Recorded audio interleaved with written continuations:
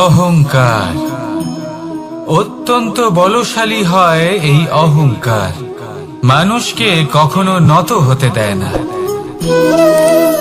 অদ্ভুত ব্যাপার, এই অহংকার যা মানুষকে কখনো নত হতে দেয় না, সেটাই তার পতনের কারণও হয়ে দাঁড়ায়। যেখানে মানুষ এটা ভাবতে শুরু করে যে শুধুমাত্র সেই যোগ্য, সেখান থেকেই তার পতনের আরম্ভ। ঠিক কিনা? দেখুন, যদি কোনো মানুষ এটা ভাবে যে আমি সব কিছু করতে পারি, তাহলে তা হলো বিশ্বাস। কিন্তু যদি সে এটা ভাবতে থাকে যে শুধুমাত্র আমি এই কাজ করতে পারি, তাহলে তা হলো সেই ব্যক্তির অহংকার। আর এটা আপনাকে বিনাশের দিকে অবশ্যই নিয়ে যাবে। মনে রাখবেন, যখন আমি আর শুধুমাত্র এই দুই এক হয়ে যায়, সেখান থেকে আপনার পতনের সূত্রপাত হবেই। তাই আপনি কখনোই এই অহংকারের চক্রব্যূহে ফেঁসে যাবেন না। বিশ্বাস রাখুন নিজের ওপর এবং অন্যের ওপরও। আর মনে রাখবেন, বিশ্বাসের মধ্যে বিশ্বের প্রত্যেকটা বস্তু বসবাস করে। তাই এই অহংকারকে ত্যাগ করে ফেলুন আর আত্মবিশ্বাসের ওপর মনোসংযোগ করুন। আর আমার সাথে ভালোবেসে বলুন, রাধা রাধা। মানুষ নিজের জীবনে ঈশ্বরকে খুব মান্য করে।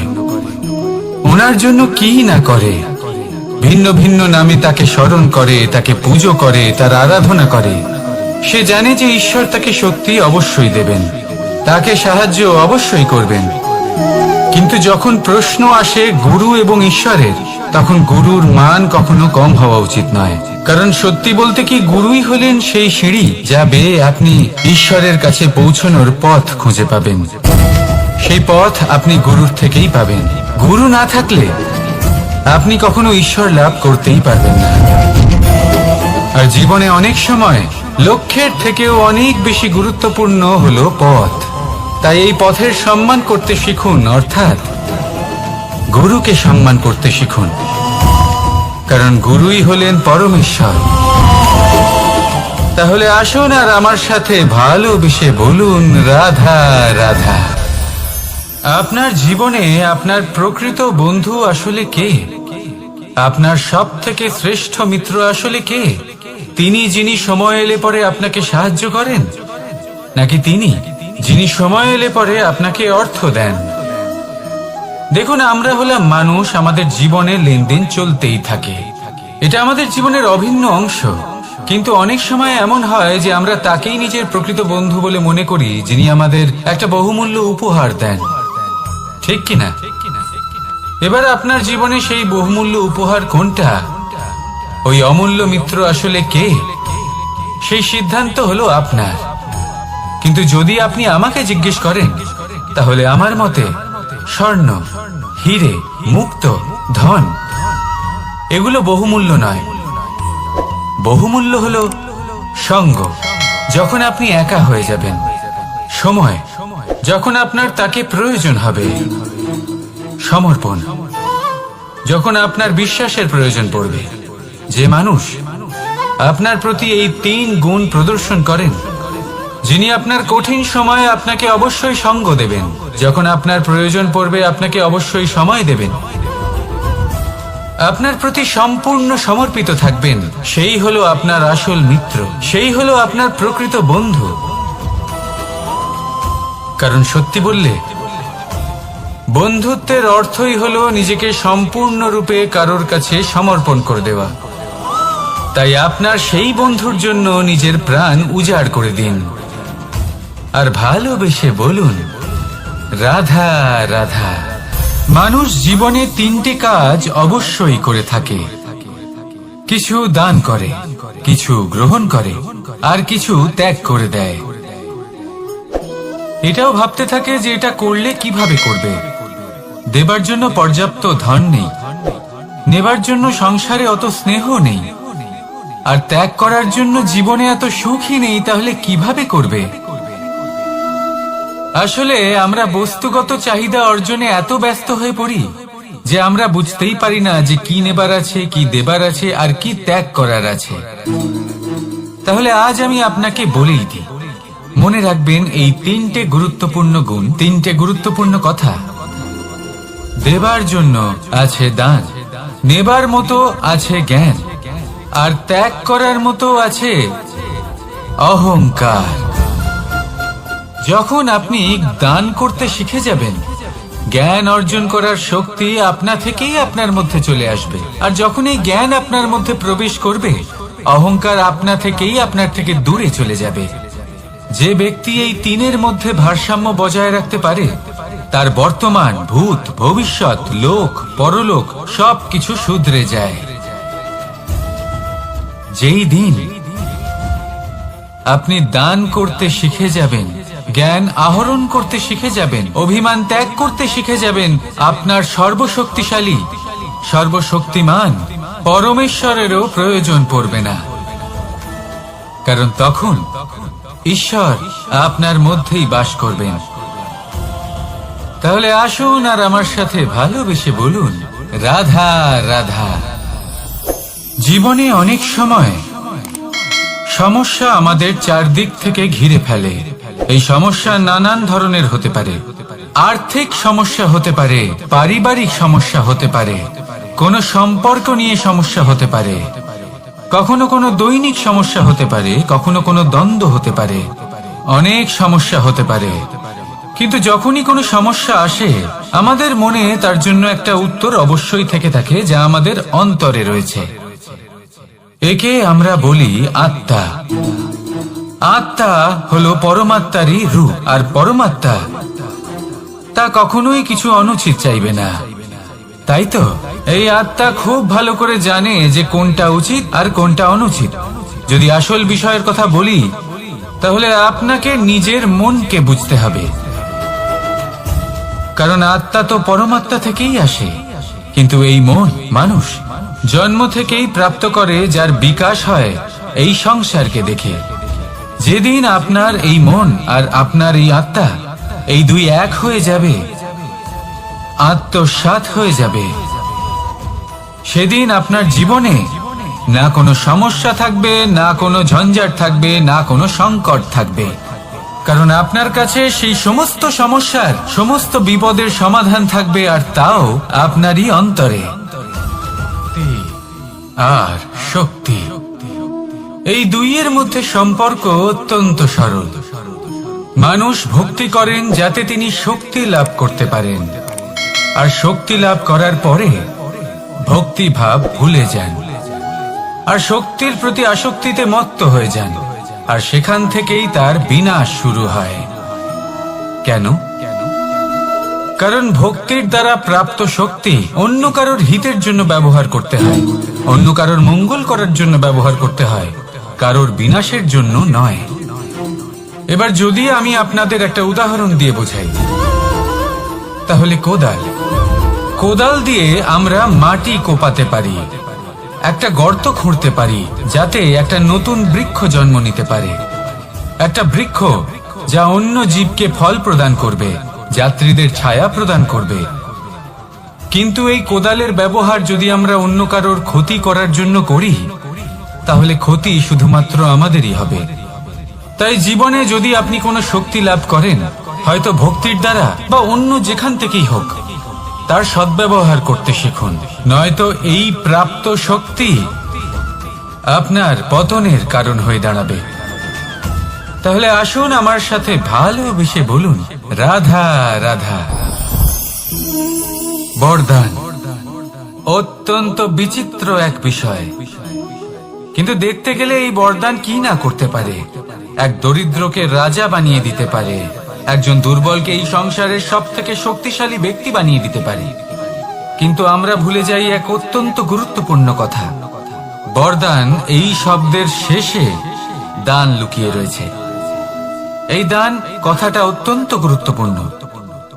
আমাদের মনে রাখা উচিত এই বরদান আমরা দানে পেয়েছি, আর তাই তার সম্মান করা উচিত, কখনোই অহংকার করা নয়। আর যে ব্যক্তি বরদান পেয়ে অহংকার করেন, তার যা ক্ষতি হয় তা হলো এই বরদান তার থেকে কেড়ে নেওয়া হয়। বর অর্থাৎ শ্রেষ্ঠ, অর্থাৎ বরদানের অর্থ হলো একটা শ্রেষ্ঠ দান। এবং তার ব্যবহার যদি আপনি কারোর ক্ষতি করার জন্য করেন, তাহলে ক্ষতি শুধুই আপনার হবে। তাহলে এই বরদানের সম্মান করুন, উচিত পথে চলুন, আর উচিত উদ্দেশ্য নিয়ে এর ব্যবহার করুন। সবকিছু ভালোই হবে। তাহলে আসুন আর আমার সাথে ভালোবেসে বলুন, রাধা রাধা। পিতা আর পুত্রের সম্পর্ক অত্যন্ত মধুর হয়ে থাকে। পিতা স্বপ্ন দেখেন, তাকে পূর্ণ করার সকল সম্ভাব্য চেষ্টা করেন, কিন্তু তাও অনেক সময় ওনার স্বপ্ন অপূর্ণ থেকে যায়। তখন পিতা ভাবেন যে স্বপ্ন উনি পূর্ণ করতে পারেননি, ওনার সন্তান তা অবশ্যই পূরণ করবে। যে স্থানে উনি কখনো পৌঁছতে পারেননি, সেই স্থানে ওনার পুত্র অবশ্যই পৌঁছবে। পিতা নিজের সন্তানের ভবিষ্যৎ নিয়ে সেই স্বপ্ন দেখেন, আর যখন সেই সন্তান সামনে এগোতে থাকে, তখন তার দুঃখ হয় না, বরং গর্ব হয়। ওনার ভালো লাগে এটা দেখে যে ওনার সন্তান অনেক উন্নতি করছে। কিন্তু যখন সন্তান নিজের অভিভাবকের শক্তি দেখে, তার যশ দেখে হিংসা করতে থাকে, সমস্যা সেইখানেই শুরু হয়। সেই জন্য সকল সন্তানকে এটা মনে রাখতে হবে। দেখুন, পুত্র হবার সুবাদে, এক সন্তান হবার সুবাদে এটা হলো আপনার অধিকার যে আপনি আপনার পিতার থেকে বেশি উন্নতি করবেন। আপনার পিতাও এটাই চান, কিন্তু সুস্থভাবে এটা করুন।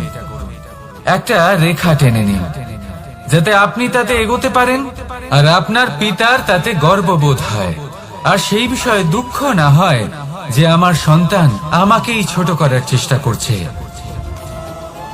ইতিহাস সাক্ষী রয়েছে, যে মানুষ অন্য কাউকে ছোট করার চেষ্টা করেছেন, সেই মানুষই ছোট হয়ে গেছেন। আর আমার মনে হয় না আপনি এটা চান, কারণ কোনো একদিন আপনিও কারোর পিতা হবেন। আসুন আমার সাথে ভালোবেসে বলুন, রাধা রাধা। সাথী। সাথী এই শব্দটির ব্যাখ্যা কে কিভাবে করে? মিত্র, সখা, বন্ধু। কিন্তু অর্থ একটাই, তিনি যিনি আপনার সঙ্গী হন আর তিনি যার সাথী আপনি হন। এবার সব থেকে বড় প্রশ্ন হলো এটাই যে তিনি কে হতে পারেন যাকে আপনি আপনার সাথী বলে মেনে নিতে পারেন, নিজের সখা, নিজের মিত্র, নিজের বন্ধু মেনে নিতে পারেন। আপনার সাথী হলেন তিনি যিনি দুঃখের সময় আপনার পাশে থাকবেন, আপনার হাত ধরে থাকবেন।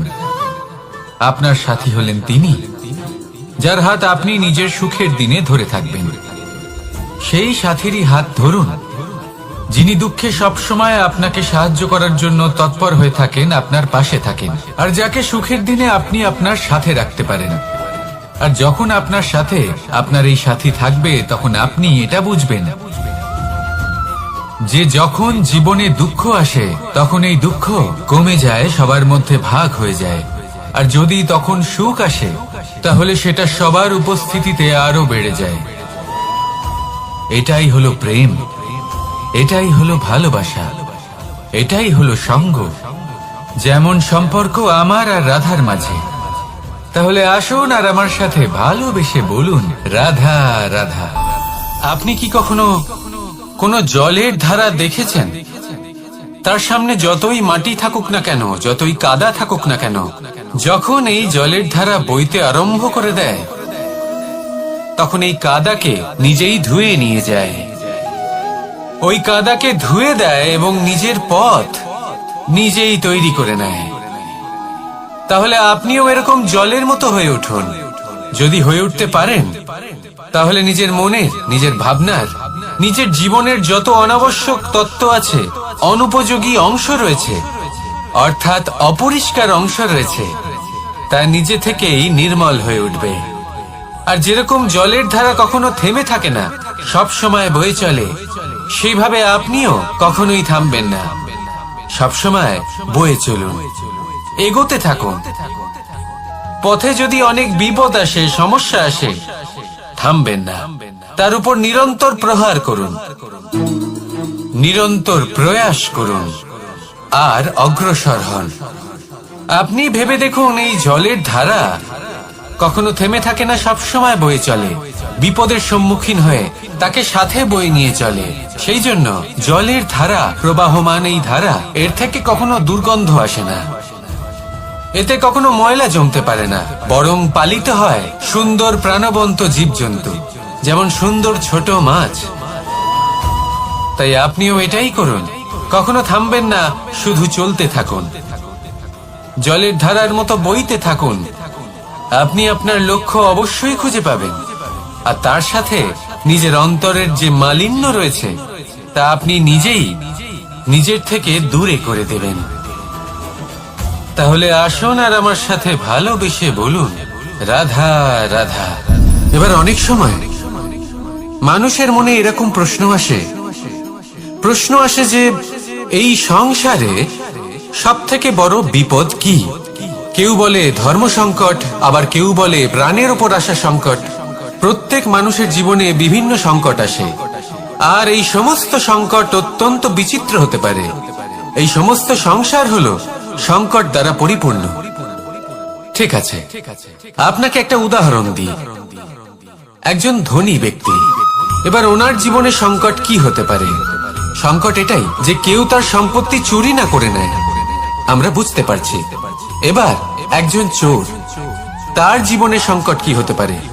যে চুরি করার সময় সে যদি তার একটা কাশি চাপতে না পারে, তাহলে সে ধরা পড়ে যেতে পারে, ঠিক কিনা? আবার অনেক সময় এমনও হয় যে যার জন্য আমি সংকট, সেও আমার কাছে সংকট। যেমন এই পরিস্থিতিতে দেখুন, সংকট হলো সংকট, এ তো জীবনে থাকবে, কিন্তু এর সম্মুখীন কিভাবে হওয়া যায়? খুব সরল, সব এটার উপর নির্ভর করে, মনের উপর। এই মনকে নিয়ন্ত্রণ করলে সব ঠিক থাকবে। এবার যদি ধনী ব্যক্তি মনকে নিয়ন্ত্রণ করে ফেলেন, নিজের অর্থের ব্যবহার শুভ কাজের জন্য, সমাজের সেবার জন্য বিকাশ করতে করেন, ওই অর্থকে একত্রিত করে না রাখেন, কর্ম, ধর্ম আর কর্তব্য, এই তিনটি একে অপরের সাথে জড়িত। আর অনেক সময় এই তিনটি পালন করতে করতে আমাদের সেই ব্যক্তির সামনে গিয়ে দাঁড়াতে হয়, তার বিরুদ্ধেই যেতে হয়, যাকে আমরা সব থেকে বেশি ভালোবাসি। কিন্তু সেইখানে এই যুদ্ধ কোনো ব্যক্তিগত যুদ্ধ থাকে না, এ হলো কর্ম, ধর্ম আর কর্তব্যের যুদ্ধ।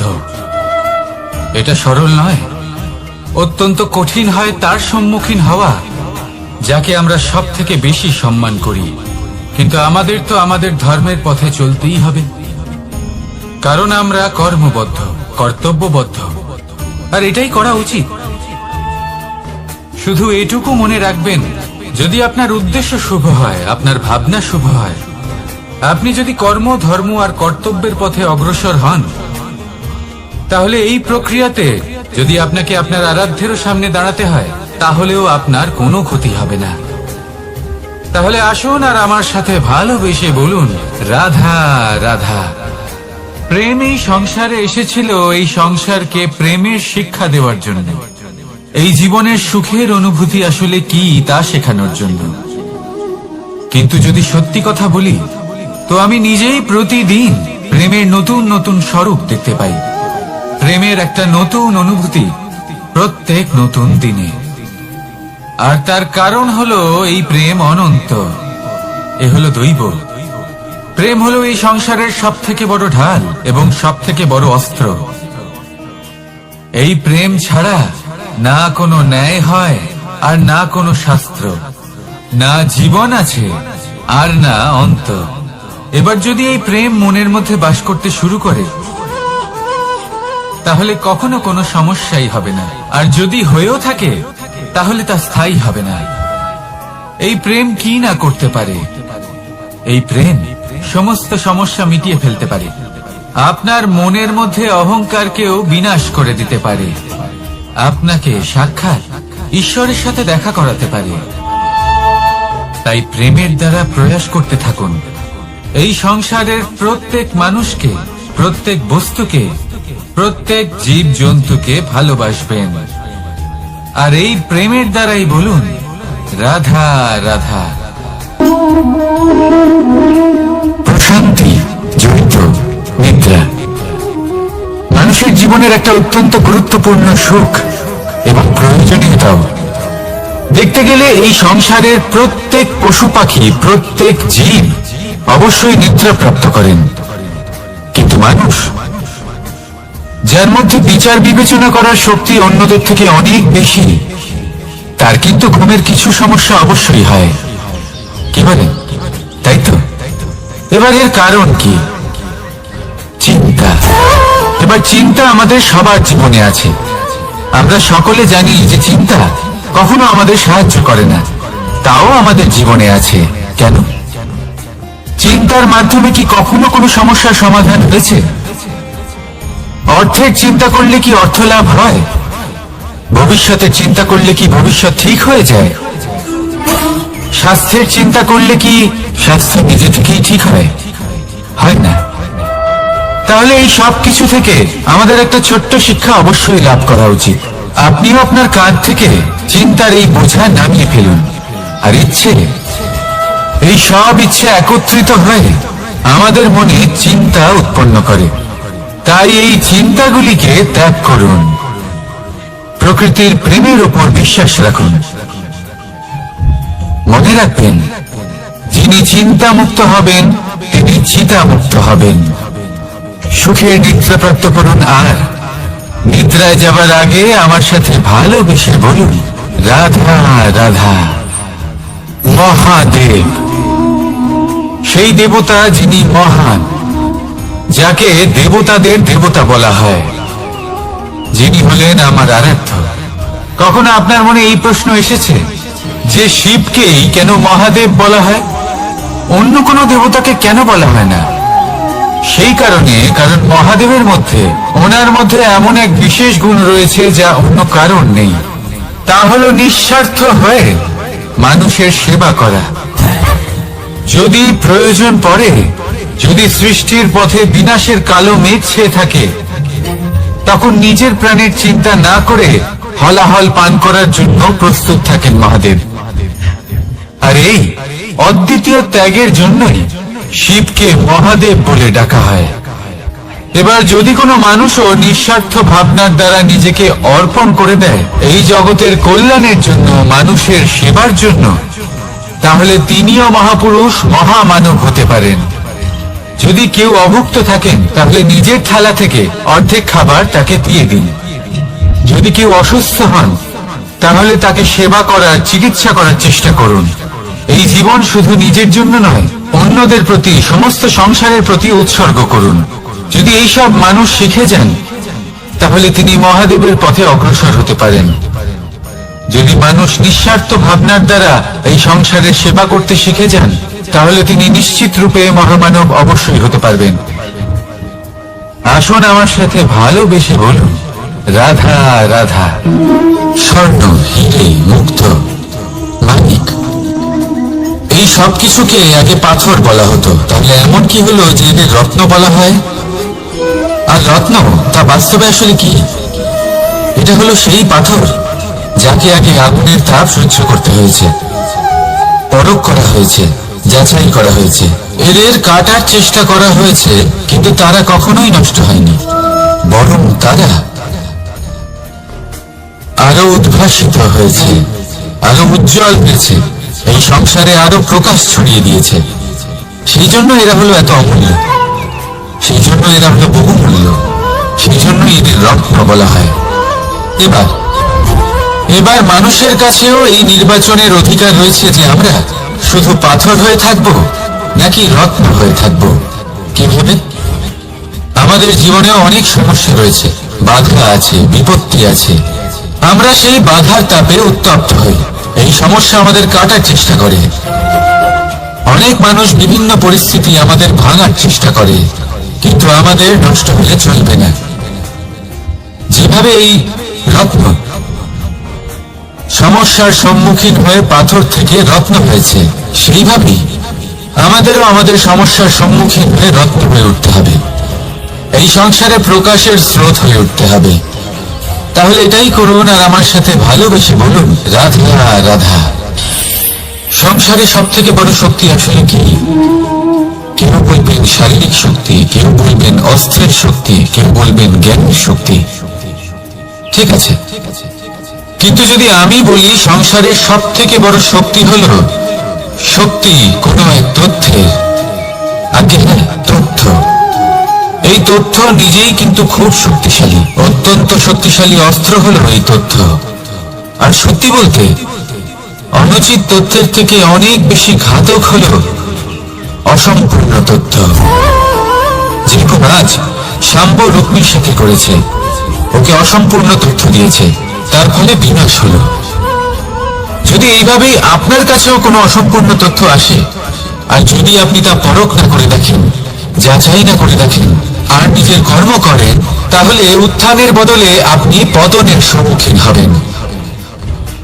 বিকাশের বদলে আপনার বিনাশ হয়ে যাবে। মনে রাখবেন একটা অত্যন্ত গুরুত্বপূর্ণ কথা, সঠিক তথ্য পাওয়া সঠিক তথ্য দেওয়ার থেকে অনেক বেশি গুরুত্বপূর্ণ। আশা করি এই কথা আপনি বুঝেছেন। জীবনে যখনই কোনো তথ্য আপনি পাবেন, সেই বিষয়ে ভেবে দেখুন, পরখ করে দেখুন, যাচাই করুন, তারপর নিজের কর্ম করুন। আমার সাথে ভালোবেসে বলুন, রাধা রাধা। ধর্ম এবং প্রেম, এই দুই হলো একই মুদ্রার দুই পিঠ। যদি এদের মধ্যে কোনোটা নষ্ট হয়ে যায়, তাহলে দ্বিতীয়টাও থাকে না। কখনো ভেবেছেন এমন কেন হয়? তার জন্য আগে আপনাকে বুঝতে হবে যে ধর্ম আসলে কি। ধর্ম সেটাই যা এই সংসারের প্রত্যেক মানুষকে একে অপরের সাথে সুখ এবং শান্তিতে থাকতে প্রেরণা যোগায়। এই প্রেরণার আধার হলো প্রেম। প্রেম সেটাই যা আপনার মধ্যে অন্য কারোর প্রতি করুণাবোধ জাগিয়ে তোলে, সম্মান জাগিয়ে তোলে। এবার যদি প্রেম চলে যায়, তাহলে সবার আগে বিনাশ হবে সম্মান আর করুণাবোধের। এবার যেখানে না প্রেম রয়েছে, না সম্মান রয়েছে, না করুণা রয়েছে, সেখানে ধর্ম কিভাবে বাস করবে? অশুভ ইচ্ছে জাগ্রত হয়ে ওঠে, ক্রোধ জাগ্রত হয়ে ওঠে, অহংকার জাগ্রত হয়ে ওঠে, আর তারপর আরম্ভ হয় অধর্মের। তাই যা যা ভাবনা আপনার অন্তরে প্রবেশ করছে করতে দিন, কিন্তু যাই হোক না কেন এই প্রেমকে নিজের থেকে দূরে যেতে দেবেন না। এই প্রেমকে চিরকাল নিজের কাছে রাখুন, নিজের হৃদয়। আর এই প্রেম ভাব নিয়ে বলুন, রাধা রাধা। মানুষের জীবনে উন্নতি লাভ করার জন্য তিনটি স্তম্ভের প্রয়োজন হয়। প্রথম স্তম্ভ শিক্ষা। এই শিক্ষা আমাদের জ্ঞান প্রদান করে। দ্বিতীয় স্তম্ভ ব্যবসা, যার দ্বারা আমরা ধন উপার্জন করি। তৃতীয় স্তম্ভ হলো আমাদের ঈশ্বর, আমাদের ইষ্ট। এনার সাথে যদি আমরা জুড়ে থাকতে পারি, তাহলে এমন একটা মানসিক বল আপনি লাভ করবেন যেটা এই সংসারে আর কোথাও পাওয়া সম্ভব না। কিন্তু মানুষ অনেক সময় জীবনে এই তিনটি স্তম্ভ লাভ করা সত্ত্বেও সামনে অগ্রসর হতে পারেন না। তখনও জীবনে কঠিন পরিস্থিতি আসতেই থাকে। এমনটা ঠিক কেন হয়?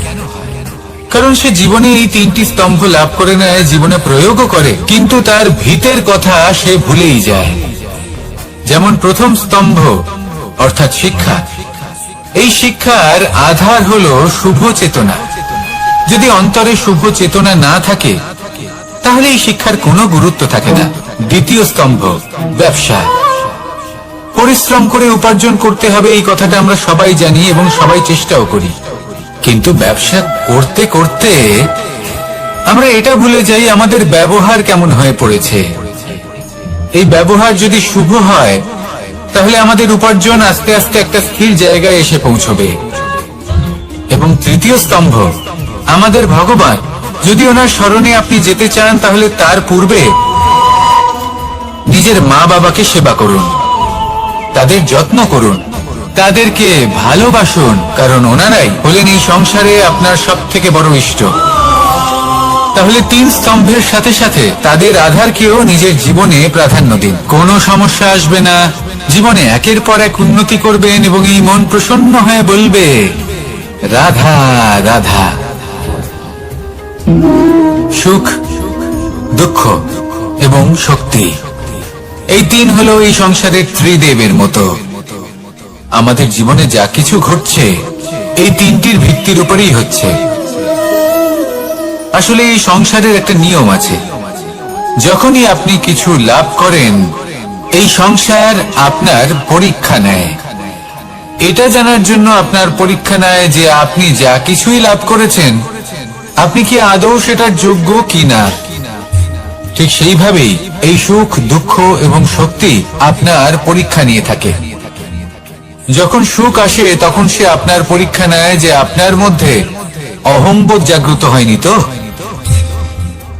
যদি অহংবোধ চলে আসে তাহলে সুখ সেখানেই সঙ্গ ত্যাগ করে।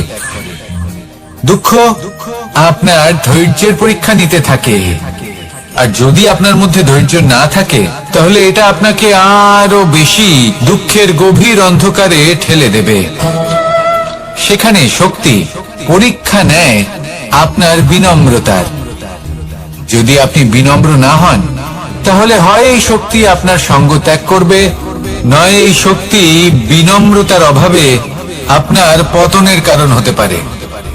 এই সংসারে যে কোনো ব্যক্তি যিনি এই পরীক্ষায় উত্তীর্ণ হয়ে থাকেন এই জীবনে তিনি সাফল্য লাভ করেন। আসুন আমার সাথে ভালোবেসে বলুন, রাধা রাধা। ভয়ের সাথে আমরা সবাই পরিচিত, কষ্ট আমরা সবাই পেয়েছি। কখনো কখনো আমরা অসুস্থ হয়ে পড়ি, আর এমন সময় হলে মাতার মমতা, কখনো বাবার স্নেহ, কখনো বন্ধুদের পাশে থাকার অনুভূতি আমাদের রোগ নিরাময়ে সাহায্য করে। কখনো যদি আমরা নিরাশ হয়ে পড়ি, তখন যদি আমাদের কোনো আপনজন আমাদের দুটো ভালো কথা বলে তখন আমাদের মনোবল বেড়ে যায়। ঠিক তেমন সংসারের এই রঙ্গমঞ্চে যদি আপনি পীড়িত অনুভব করেন, কিছু শুভ কথা আলোচনা করুন, কিছু স্তুতি গান করুন, কিছু মুহূর্তের জন্য হলেও নিজের ইষ্টদেবের কথা স্মরণ করুন আর প্রার্থনা করুন। সাহস বাড়বে, শক্তিও বৃদ্ধি পাবে এবং সামনে এগিয়ে চলার পথও দেখতে পাবেন। তখন এই মন প্রসন্ন হয়ে বলবে, রাধা রাধা।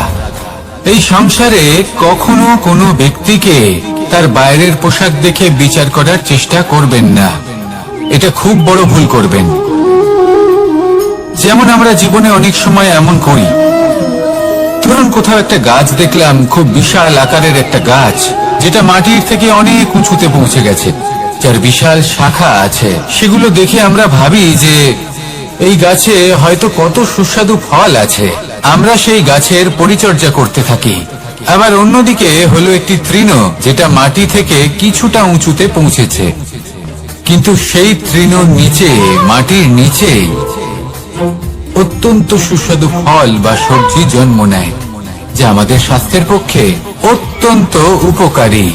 সেই জন্য কখনো আবরণ দেখে কাউকে বিচার করতে চেষ্টা করবেন না, তার বদলে এটা বোঝার চেষ্টা করুন যে আপনার সামনে যে ব্যক্তি আছে বা বস্তু আছে তার বিশেষত্ব কি। যদি এই বিশেষত্ব বোঝার ক্ষমতা আপনি অর্জন করেন, যদি এই শিল্প আপনি নিজের ভেতরে জাগ্রত করেন, তাহলে এই সংসারে বিশেষত্ব কি সেটা আপনি জানতে পারবেন। আর এই সমস্ত খেলা দৃষ্টি থেকে নয়, দৃষ্টিভঙ্গি থেকে জন্ম নেয়। দৃষ্টিভঙ্গি সবসময় শুভ রাখুন আর আমার সাথে ভালোবেসে বলুন, রাধা রাধা। লোকে বলে মানুষ নিজের ভবিষ্যৎ জন্ম থেকেই লিখিয়ে আনে, অর্থাৎ এখানে এই কপালে। ভাগ্য দেবতা আমাদের সমস্ত উত্থান, সমস্ত পতনের হিসেব সবটা লিখে দেন। কিন্তু কপালে কেন, পায়ে নয় কেন? যদি পায়ে লেখা হয় তাহলে আমরা পড়তে পারবো, যদি কপালে লেখা হয় আমরা ছাড়া বাকি সবাই পড়তে পারবে। এবারে আমাদের কপাল এখানে তাই প্রতিফলিত হয় যা আমাদের মস্তিষ্কে আছে, আর মস্তিষ্কে থাকে আমাদের ভাবনা। তাই এই ভাবনার ধনাত্মক হওয়া অত্যন্ত জরুরি।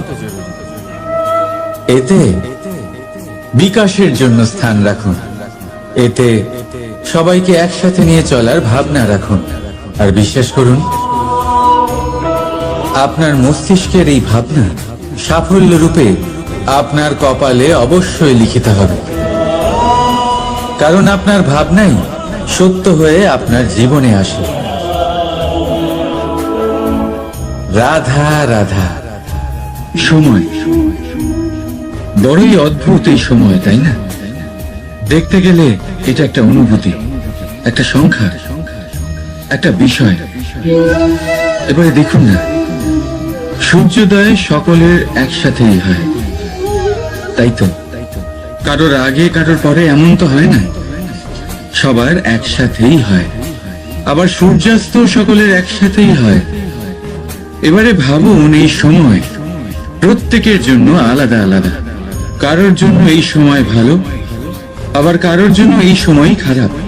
এক্ষুনি এই মুহূর্তে কারোর মুখে সফলতার আলো রয়েছে, আবার কারোর মুখে অসফলতার নিরাশা। এটা কেন? কেন এই সময় কারোর জন্য শ্রেষ্ঠ, আবার কেন তা কাউকে নিরাশ করে? এটার উত্তর হলো আপনার চিন্তা, আপনার কর্ম। যেমন আপনার চিন্তাধারা, তেমন আপনার কর্ম, আর তেমনই হবে আপনার এই সময়। আপনি জীবনে সুখ তখনই পাবেন যখন আপনি কারোর মুখে আশার আলো এনে দেবেন। আপনি আনন্দ তখনই পাবেন যখন আপনি কাউকে খুশি করবেন। হ্যাঁ, এটা ঠিক যে কাউকে খুশি করা সব সময় আপনার হাতে নেই, কিন্তু আপনার হাতে এটা অবশ্যই আছে যে আপনি কাউকে দুঃখ না দেন, কাউকে নিরাশ না করেন। আর কোনো ব্যক্তিকে দুঃখ না দেওয়ার এই চেষ্টাও আপনার কর্মই বটে। আর এই শুভ কর্মের ফল আপনাকে প্রকৃতি অবশ্যই দেবে। তাই মনে রাখবেন, ভালো সময় তারই আসে যে কখনো কারোর খারাপ চায় না। রাধা রাধা। লোকে আমাকে সবসময় জিজ্ঞেস করে যে কানাই, এখন তুমি বড় হয়ে গেছো, এই বাচ্চাদের সাথে থেকে তুমি সবসময় দুষ্টুমি করো কেন? তুমি বড় হয়ে গেছো, বড়দের মতো থাকো। বেশিরভাগ লোকে এটা বুঝতে পারে না, ভাবে উনি তো ভগবান, ভগবানের মতো গম্ভীর নয় কেন? এবারে আমি কি করে বোঝাবো সবাইকে যে আমার ভগবান হওয়ার পিছনে যে সবচেয়ে বড় রহস্য, তা হলো এই বাচ্চারাই।